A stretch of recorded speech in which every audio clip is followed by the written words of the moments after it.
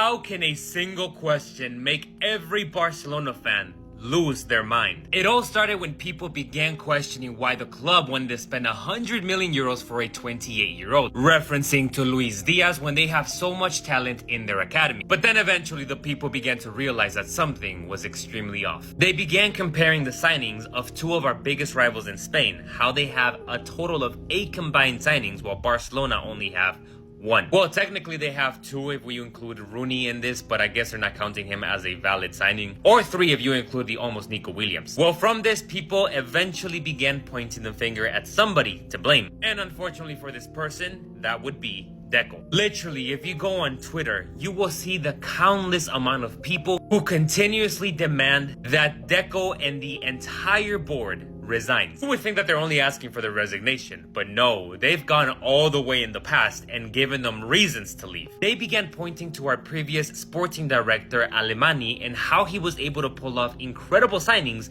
with little income. We're talking Lewandowski, Koundé, Rafinha. Let's also not forget Christensen, who was incredible that first season. Obviously saying that if Alemany was able to do this with minimal funds, Deco, now at a much better financial state, should be able to do more. But he has really only been able to do 2 to 3 signings at most. But as you know, people do not stop there. They keep trying to give him more reasons to leave, going as far as to criticize the exits that Deco has made for Barcelona. Let's be honest, yeah, they weren't the best. Earning only 3 million euros from the loan of Ansu Fati without the requirement for Monaco to buy him at the end of the season, and permanently selling Pablo Torre for only 5 million euros. Not only that, but also showing favoritism for certain players ahead of others. Worst of all, leaving all Barcelona fans just feel desperate in this transfer market. For this reason, a lot of culers are demanding that Mateu Alemany comes back to Barcelona. So culers, here's the question. Should Deco resign his position, or should we continue to trust in him and hope that his actions work for Barcelona? Well, culers, that's a question that you guys can answer down in the comment section.